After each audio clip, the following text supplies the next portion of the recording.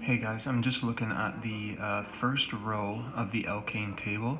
I just wanted to make sure we understand what we're doing in each of the rows. So the first row starts with a name. Remember, if you don't remember what the root names are, I should say, go back to the slides we just looked through. You're looking for that first root, hex. Hex, a lot of you will probably be familiar with it, represents 6 of something, and then the ending of the name suggests that we only have single bonds. So when we're doing our structural diagram, we're going to connect 6 carbons end to end to end, like that. Now, we'll make this theme a reoccurring theme. Every carbon can form up to 4 bonds. So each carbon here is bonded to other carbons. The first carbon is only bonded to the second, so it has to have the remaining bonds used up with hydrogen. So I'm not going to show you every little hydrogen, but at the end of a tick, if there's nothing there, we assume it's a hydrogen. The second carbon is bonded to the first and the third to continue the chain, so it only has room for 2 hydrogens. Same with the third carbon, fourth carbon, and fifth carbon. And then the last carbon again has room for 3 hydrogens. When we get to the condensed structural formula, it's going to be based off of the structural.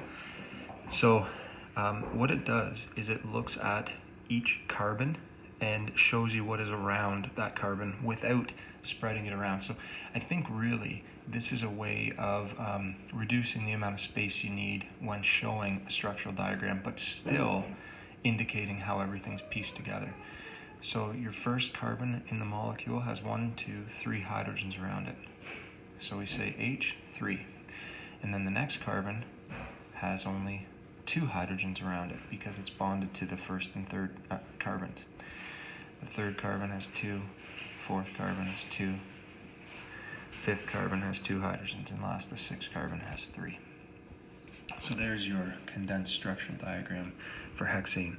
Now I'm going to drop down a line to show you how we'll do the line diagram. I would again go back to your structural diagram to base your line diagram off of.